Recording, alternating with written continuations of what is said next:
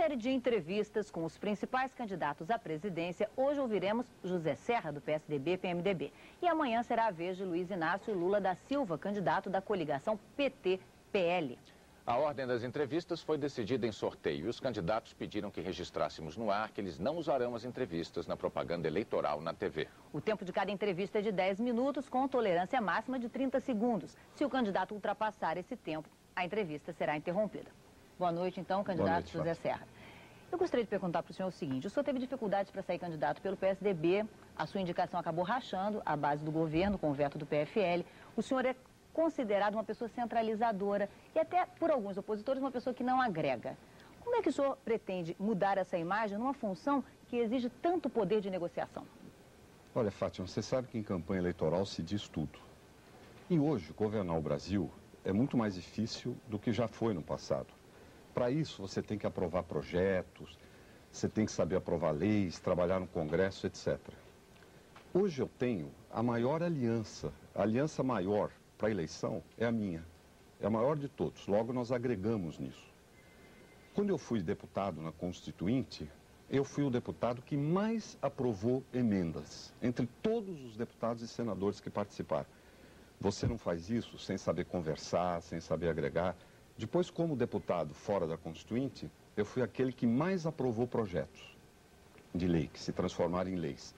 No Ministério da Saúde, conseguimos também aprovar leis como a do genéricos, de vinculação de recursos para dar mais dinheiro para a saúde, etc., a lei que proíbe a propaganda do cigarro e tudo mais. Finalmente, no Ministério da Saúde, sem ser médico, eu consegui me cercar de todo o pessoal da saúde e fizemos um trabalho que foi bastante intenso. Portanto, na prática, na vida pública, na política, eu sempre trabalhei muito para agregar. É exatamente o contrário do que os adversários eleitorais dizem. Agora, candidato, por que nesse processo eleitoral, toda vez que surge um dossiê contra algum candidato, o senhor é apontado pelos seus adversários como o suspeito número 1? Aconteceu mais de uma vez já. Porque é uma questão eleitoral. O sujeito fala, não tem que provar nada, não tem prova de nada. E tem mais. Eu, na minha vida pública, entre todos os candidatos, fui quem realmente foi vítima de perseguição. Tive que ir para o exílio durante o regime militar, durante a ditadura. Quando eu estava no Ministério da Saúde, aí comprovadamente, não do tititi que alguém telefonou para dizer, meu telefone foi interceptado várias vezes, montou-se aquele dossiê Cayman, dossiê Caribe, falso. Hoje, alguns dos responsáveis estão na prisão, que envolviu o governador Mário Covas, que morreu, o Sérgio Mota, que morreu, eu e o presidente Fernando Henrique. Isso foi comprovado que era uma farsa, de maneira que se alguém foi vítima desses procedimentos, fui eu. O resto é tititi eleitoral, falta do que falar, especialmente quando não sabem por onde te criticar. E aí vem essas fantasias. Candidato, qual a sua relação com o ex-diretor do Banco do Brasil, Ricardo Sérgio, acusado de cobrar propina para ajudar na formação de consórcios durante o período de privatização? Olha, o Ricardo Sérgio era meu conhecido, participou de minhas campanhas para deputado em 1990. De que maneira? Para senador, me ajudou a coletar recursos. Ele era arrecadador de campanha? Uma das pessoas que ajudaram. Em 94, a mesma coisa para a campanha do Senado. Depois foi para o Banco do Brasil. Eu nem sei detalhes a respeito do trabalho que se fez lá. E todos esses fatos que não foram comprovados são anos depois de ter participado em campanhas minhas, quando eu sequer estava no Poder Executivo. Mas o senhor acha Agora, acho que tudo tem que ser rigorosamente investigado e já há investigação a esse respeito. O senhor não acha pelo menos antiético que um ex-tesoureiro, um ex-arrecadador de fundos, venha ocupar no governo uma função, num banco estatal, uma função tão importante? Olha, em princípio, não é crime arrecadar fundos. Você está numa campanha, você não pode fazer campanha crime não, apenas sem recursos. Não, mas no fundo antiético, ou isso ou aquilo, você está numa campanha, você precisa de recursos, e eu não estava no governo. Nem fui eu que tomei decisões a respeito de quem entra, de quem não entra no governo. Não foi o senhor que indicou? Não, não fui. Eu apoiei porque eu conheço, etc. Um sujeito que trabalhou direito, não há nada contra. Nunca tinha estado no governo. Nunca tinha tido nenhuma ação governamental e tudo deve, se há realmente acusações verdadeiras, elas têm que ser comprovadas e eu sou absolutamente a favor que se investigue tudo. Aliás, coisa que eu fiz no Ministério da Saúde. No Ministério da Saúde nós perseguimos implacavelmente todas as denúncias, inclusive abrimos processos e fizemos muita coisa no sentido de moralização do setor, que, aliás, permitiu que fizéssemos grandes economias nas compras de medicamentos e, por isso, expandir a oferta de medicamentos, fazer campanha da AIDS do jeito que fizemos, etc. Candidato, a sua passagem pelo Ministério da Saúde foi uma passagem que mereceu elogios internacionais, mereceu elogios aqui no Brasil também, inclusive de alguns dos seus adversários. No entanto, neste ano, no início deste ano, até abril deste ano, morreram no Brasil 84 pessoas de dengue. A questão é, onde foi que o senhor errou no combate à dengue? Olha, nós erramos no combate à dengue no controle da aplicação de recursos de estados e municípios, porque eu aumentei 7 vezes o dinheiro para a dengue. 7. Nunca se gastou tanto. Se gastam hoje, fui eu que deixei isso, R$1.600.000 por dia. O grande problema é que a dengue não tem vacina, como a febre amarela, o sarampo, etc. Aí o que aconteceu? Esse trabalho é executado diretamente por estados e por municípios. No caso, alguns estados e municípios falharam. Qual foi o nosso erro?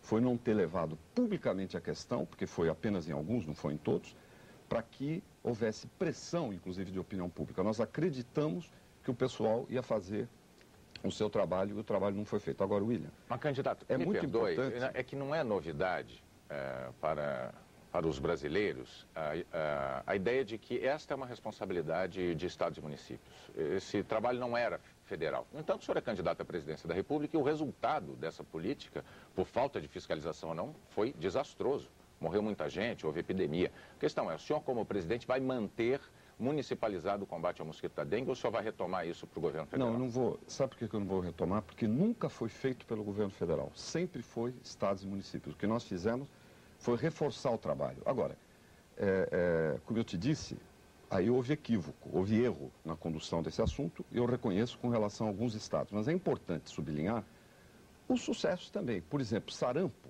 Nós acabamos com sarampo no Brasil.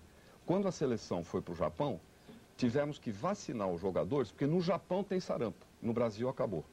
A AIDS, temos a campanha que é considerada a melhor do mundo. O cólera, que era uma doença, inclusive objeto de tanto noticiário, nós acabamos. A maior parte das doenças infecto-contagiosas no Brasil declinaram muito. No caso da dengue, a solução é fiscalizar o dinheiro, então? No caso da dengue, foi, se você quiser saber, a minha frustração pessoal maior. Agora, na saúde, nós fizemos muita coisa, todo mundo sabe disso. O sistema de saúde hoje no Brasil é melhor do que ontem e amanhã vai ser melhor do que hoje. Agora, falta mais coisa a fazer do que foi feito. Eu fiz muito, mas falta muito mais a ser feito do que aquilo que nós fizemos. Eu tenho que dizer isso publicamente. O importante é que nós pusemos a saúde no rumo. O senhor está falando agora muito, tem que acelerar. Só para a gente mudar um pouquinho de assunto, de geração de empregos e de crescimento. Mas a taxa de crescimento nos últimos 8 anos foi de 2,4%, taxa média de 2,4%, e a taxa de desemprego cresceu. Como é que o eleitor agora pode acreditar que nesse seu governo isso vai mudar? Olha, cada governo cumpre a sua etapa. O presidente Fernando Henrique firmou a estabilidade. Até há pouco estavam dizendo, a inflação pode ser 3%, 4% ao ano. Não é isso? Antes chegou a ser por dia isso. Fez programas sociais, como o da Bolsa Escola, que são bons. Me deu cobertura para um trabalho na saúde importante. Agora, o meu governo vai ser o meu governo. Nós vamos inaugurar uma nova etapa. E vamos realmente lutar para expandir as oportunidades de trabalho, que é o que a população precisa. Exportando mais, desenvolvendo setores que empregam mais, como turismo, agricultura irrigada, a própria educação e a saúde. No Ministério da Saúde, nós criamos 300 mil empregos na saúde, com o programa de saúde da família, de agentes comunitários, e vamos pisar no acelerador. Nós vamos reduzir juros, nós vamos criar as condições para que as oportunidades no Brasil sejam para todos. Candidato, me perdoe, mas o senhor falou que esse primeiro momento foi um momento de, digamos, estabilidade para o real. Mas a gente pode falar em estabilidade do real? O real está demonstrando fragilidade nesse momento, ele está sendo submetido a uma série de turbulências. São uma série de turbulências que são conjunturais, no ano passado também houve, passageiras. A estabilidade de uma moeda é dada pela inflação, e a inflação está muito baixa, não voltou nem de perto aquilo que era no passado. Nesse sentido, nós temos uma inflação sob controle. O que precisa fazer agora é ter mais crescimento e com vistas às pessoas. Olha, você sabe que eu sou economista, ocupei cargos na área econômica, mas nos últimos 4 anos Eu percorri o Brasil de norte a sul com o ministro da Saúde. E eu passei a entender, não apenas de economia, passei a entender de gente. E vou fazer um governo para as pessoas, para dar oportunidade para as pessoas. Eu sou de uma família de imigrantes, estudei em escola pública, eu vim de baixo. Tive sorte, mas o que eu quero é que todos tenham oportunidade, independentemente de ter ou não sorte na vida. Candidato, o senhor deu nota 7 para o governo Fernando Henrique. O que o senhor pretende ou o que o senhor acha que pode fazer para o senhor ganhar futuramente uma nota 10? Tem que ser rápido. Olha, porque está terminando exatamente. O tempo. O Jô Soares, foi na entrevista do Jô, foi 7,5. E... O senhor tem 20 segundos. Exatamente, foi 7,5. Por quê? Porque é um governo que percorreu bastante. É a nota que eu me dou, tá certo? E no futuro, o que eu quero é conseguir a abertura de oportunidades, mais justiça social, para a gente cuidar das pessoas, né? Cuidar das oportunidades para os jovens, para todos os brasileiros. Se eu fizer isso, Fátima, a nota é secundária, mas eu espero ser aprovado. 7 para cima é aprovação. Ok, então muito obrigada pela sua participação aqui no Jornal Nacional. Eu que agradeço. O candidato José Serra esteve aqui com a gente e amanhã, na ordem decidida por sorteio, nós vamos ouvir o candidato Luiz Inácio Lula da Silva, da coligação PT-PL. Uma boa noite. Boa noite e até amanhã.